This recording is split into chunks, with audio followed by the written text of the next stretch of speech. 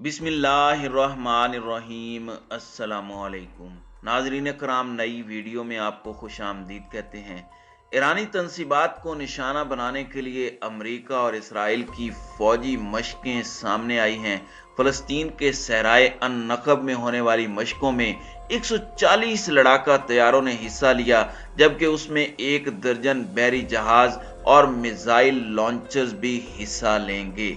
दूसरी जानिब पासदाराने इनकलाब को दहशतगर्द करार देने का सिलसिला जारी है। इस हवाले से भी कुछ अपडेट सामने हैं, आपके सामने हैं। जबकि ईरानी वजीर खारजा का कहना है कि तमाम यूरोपीय बाशिंदे दहशतगर्दी के खिलाफ सिपाह पासदाराने इनकलाब की काविशों के मरहूने मन्नत हैं।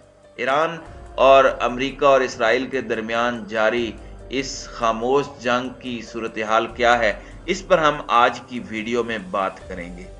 नाज़रीन इकराम, ईरान की जौहरी तंसीबात को निशाना बनाने के लिए इसराइल और अमरीका ने मुश्तरका फौजी मशकों का आगाज किया है। अल अरबिया न्यूज़ के मुताबिक इसराइल और अमरीका के तैयारों ने फ़लस्तीन के सहराए अन नक़ब में मुश्तरका फौजी मशकों का आगाज कर दिया, जिसमें 140 से जायद लड़ाका तैयारे, 1 दर्जन बहरी जहाज और मिसाइल लॉन्चर्स हिस्सा लेंगे। अल अरबिया न्यूज़ के मुताबिक अखबार टाइम्स ऑफ इसराइल की रिपोर्ट्स में इंकशाफ किया गया है कि मुश्तरका फौजी मशकों के दौरान अमरीकी लड़ाका तैयारे सहराए अन नक़ब में अहदाफ को 10 टन धमाका खेज मवाद से निशाना बनाएंगे। इसराइली फौज ने दावा किया है कि यह अहदाफ ईरान के जौहरी तंसीबात के मॉडल की तर्ज पर बनाए गए हैं और इन मशकों का मकसद ईरान की जौहरी तंसीबात पर बमबारी की मशक करना है। दूसरी जानिब अमरीकी सेंट्रल कमांड ने इसराइली फौज के साथ मुश्तरका मशकें शुरू करने का ऐलान करते हुए कहा कि इन मशकों का मकसद दोनों ममालिक की इलाकाई सलामती को यकीनी बनाने के लिए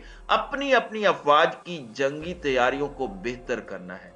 नाज़रीन कराम, ख्याल रहे कि इसराइल कई बार ईरान के जौहरी तंसीबात को निशाना बनाने की धमकी दे चुका है और वजीर दिफा ने यहां तक भी कहा था कि यह काम अकेले इसराइल को करना पड़ा तो वो अमेरिका का इंतजार नहीं करेगा। नाज़रीन कराम, छठी बार वजीर आजम नेतन्याहू की हुकूमत को पहले 3 हफ्तों में ही छठी का दूध याद आने लगा है। आदलिया की बालादस्ती के लिए जबरदस्त एहतजाजी मुजाहरों के बाद अदालती फैसले के मुताबिक एक टैक्स चोर मगर अहम वजीर की छुट्टी करनी पड़ी है। वजह जाहिर है कि नस्ल प्रस्ताना फस्तायत के इल्जामात की जद में रहने वाले इसराइली हुक्मरान इत्तेहाद और उसमें शामिल जमातों ने आते ही हर तरफ यलगार कर दी, जिसका रद्द अमल रोकना मुश्किल हो रहा है। इंतहा पसंद हुकूमत ने इसराइली इदारों को भी आते ही निशाने पर ले लिया है। इंतहा पसंद सेहूनी जमातों के कायदीन ने हुकूमत में आने के बाद उस जरबुल मसल की भी चंदा परवाह नहीं की कि तेज चलोगे जल्द मरोगे। हुकूमत में आते ही फौज और अदलिया पर बैक वक्त हमलों की इब्तदा की गई है। अदलिया के हवाले से अपने पुराने अज़ाइम को पूरा करना नेतन्याहू हुकूमत के लिए ज्यादा अहम करार पाया है। लिहाजा वजीर इंसाफ के जरिए अदालतों को इंसाफ से रोकने के लिए फटाफट एक कानून मुसवदा एक कानून सामने लाया गया है। जिस शिद्दत और सूरत से अदलिया को जेर करने का मंसूबा सामने लाया गया है, रद्द अमल भी उसी सूरत और शिद्दत के साथ हुआ है। अब तक तेल अवीव में 1 से जायद भरपूर एहतजाजी मुजाहरे अदलिया की बालादस्ती के हक में और हुकूमती मंसूबे के खिलाफ हो चुके हैं।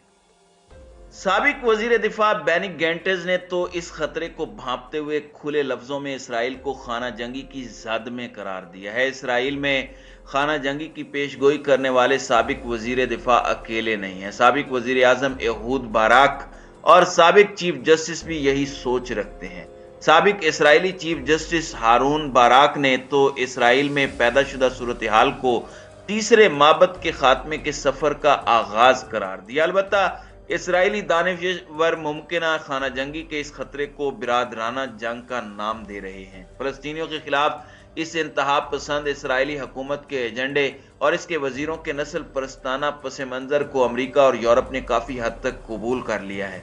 महज जुबानी जमा खर्च और बयानबाजी की हद तक रिकॉर्ड दुरुस्त रखने की कोई मजबूरी हुई तो इक्का दुक्का बयानात आ सकते हैं, इससे ज्यादा नहीं। अगरचे अब्राहम मुआहदे के बाद भी हुकूमत में शामिल जमातों का फिक्रो अमल फलस्तीनियों और अपने अरब शहरियों के लिए आज भी उतना ही बेरहमाना है جتنا حکومت میں آنے سے پہلے بے رحمانہ تھا۔ اس ممکنہ اسرائیلی خانہ جنگی کو کچھ دیر کے لیے ٹالا جا سکتا ہے تاکہ اسرائیلیوں کی نئی نسل اس کھلی نسل پرستی سے قدرے بیزار ہو کر واپس امریکہ اور یورپ نہ پدھارنے لگے۔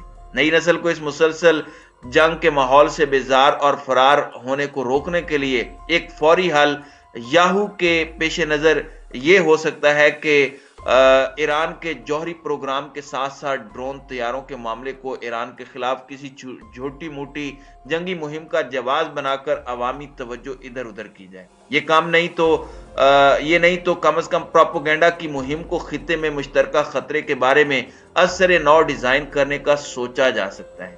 فلسطینیوں کے خلاف جنگ مسلط کرنا سب سے زیادہ آسان ہے، مگر ابراہیم معاہدے کے اس مرحلے پر فلسطینیوں کا وسیع پیمانے پر خون خرابہ کرنا رسکی ہو سکتا ہے۔ البتہ روزانہ کی بنیادوں پر فلسطینیوں کو تیگ کرتے رہنے اور ان کے گھر مسمار کرتے رہنے سے پڑوس کے ممالک میں شور اٹھنے کا اندیشہ نہیں ہو سکتا، جیسا کہ آج کل کے حالات گواہ ہیں۔ تاہم عارضی حکمت عملی سے انتہا پسند حکومت نے نکلنے کی سبیل پیدا کر بھی لی تو مستقل بنیادوں پر اب اسرائیل کو خانہ جنگی سے بچانا بہرحال مشکل ہو سکتا ہے۔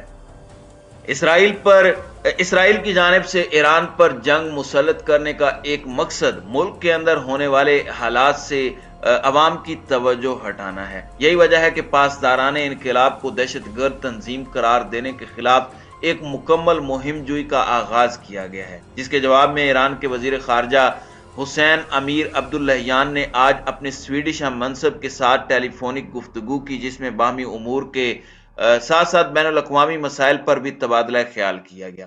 اپنی گفتگو میں ایرانی وزیر خارجہ نے سپاہ پاسداران انقلاب کے بارے میں یورپی پارلیمنٹ کے غیر تعمیری رویے پر سخت تنقید کرتے ہوئے اس امید کا اظہار کیا کہ سویڈن کے صدارتی دور میں یورپی یونین اور اسلامی جمہوریہ ایران کے تعلقات تعمیری نوعیت اختیار کر لیں گے۔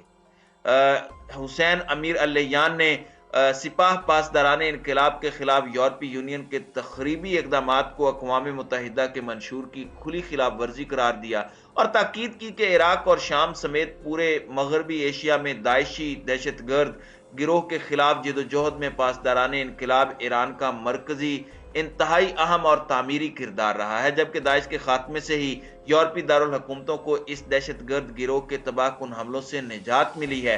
لہٰذا تمام یورپی باشندے دہشت گردی کے خلاف سپاہ پاسداران انقلاب کی جدوجہد کے مرہون منت ہیں۔